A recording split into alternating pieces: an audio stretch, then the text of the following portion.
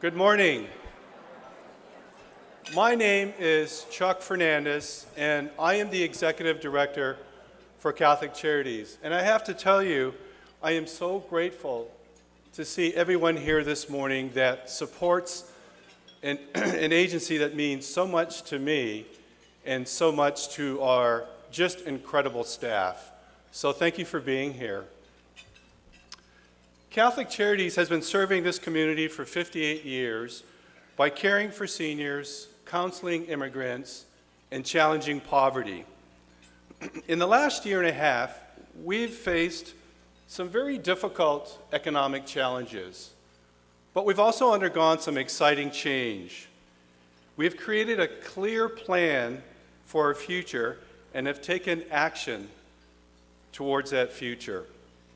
We've improved how we do business, and we've also re-energized our identity as the social service arm of the Catholic Church. Through all of this, one of my favorite things to do is to spend time in our programs. It keeps me grounded in who we are as an agency, what we do, and why we exist, which is to serve the poor and the vulnerable. I've called seniors in our I'm Home Alone program. I've attended citizenship workshops. I've handed out food. I've even danced with our Alzheimer's seniors, respite seniors. And they led. Recently, I decided that simply just wasn't enough. I needed to challenge myself, and I needed to do something that was uncomfortable. What if I slept in a shelter? After all, over 300 people every night sleep in our housing and shelter system. And so one night after work, I drove to our family support center and I checked in. I ate dinner with families, I walked around the block and met other homeless people, and I even sat on the floor with kids during story time. And one 3-year-old sat next to me and shared her book with me. I then went to our emergency intake room to sleep, and imagine a room full of bunk beds. I saw kids reading their books, families talking to one another, and I even saw a dad combing the hair of his daughter. And as I climbed into my own bunk bed, it reminded me of every night when I used to tuck my own 2 kids into bed. And as I usually do, I quickly fell asleep, and I woke up the next morning at 5 because I had a full day of meetings. And as I gathered my things and started to walk out of the intake room, this sudden and overwhelming feeling of loneliness came over me. And I had never, ever felt that lonely before or that isolated. And it almost brought me to tears. And I started to wonder, is this how our homeless feel every day walking on the streets? And is this how our seniors feel when they get the call from our I'm Home Alone program? And what really is hard for me is this how my own 84-year-old mother feels when she waits for my phone call? And so I started to wonder, is this what they mean by loneliness being a form of poverty? And as I drove to work that morning and thought about the sensation of that loneliness and my commitment to the poor and vulnerable only became clear and deeper. I believe that all human beings are uniquely created, and that the greatest gift we can give any person who has lost hope are faith, hope, and love, regardless of their standing in life. So how can we better serve them and improve on how we offer these gifts? Well, the theme of our breakfast this morning is what if. I often share thoughts beginning with what if. So allow me to share with you what if means to me. What if is about imagining a new future and new possibilities that inspire our work, produce passion, and moves us to a better tomorrow. It's about thinking fresh thoughts pioneering new programs, and thinking the impossible.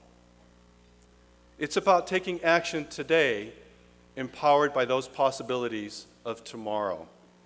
And it's about bold change and courageous vision. So let us imagine for just a minute 4 what-ifs that would create a different tomorrow for Catholic Charities in our community. 500 people turn age 65 each month in Sonoma County. Many will struggle to get by on fixed incomes. In caring for seniors, what if we created a comprehensive housing complex to provide safe, affordable place for them to live independently and engage in a supportive community? And when the time came that they needed more help, the same complex would offer assisted living and skilled nursing facilities. To do this, we would need to hire a senior housing manager to bring this vision to life, galvanize resources, and lead planning and implementation. Nearly 7,000 Sonoma County children of immigrants qualify for a new expedited path to citizenship and the ability to contribute fully in our community. In serving these young immigrants, what if we ensure that every eligible child is able to take advantage of this new and exciting opportunity? To do this, we would need to hire 2 more accredited immigration counselors to advise immigrant children and their families. In the past 3 years, there's been a 40% increase in homelessness. In challenging poverty, what if we transformed our approach and built a state-of-the-art campus where people overcome homelessness for good and avoid becoming homeless in the first place? This campus would be a place where people heal from trauma and realize their dreams of a better tomorrow, where the marginalized discover that they are so much more than what society gives them credit for, and where the invisible become visible and productive. This campus would offer not just help with resumes and interview skills, but job skills training and actual work experience. Not just 2 meals a day, but nutrition, education, and support making healthy lifestyle choices. And not just after-school tutoring, but an entire education program to ensure academic success for the children we serve and to help adults step into career paths critical to break the cycle of poverty and homelessness. To do this, we need community leaders and investors to help us build and staff this new approach to ending poverty that will have a positive social return on investment. And finally, organizations must have a system to develop the spiritual gift called leadership that would allow leaders to take their gifts seriously, develop it fully, and deploy it courageously. What if Catholic Charities had a leadership development program that would ensure our legacy of services, our bold vision, and values unique to Catholic Charities, and our faith in God? To do this, we need to create a 2-year program for each leader that includes training with a professional leadership coach. Anthropologist Margaret Mead said, "One should never doubt that a small group of thoughtful, committed citizens, such as all of us in this room, can change the world." Well, what if we did?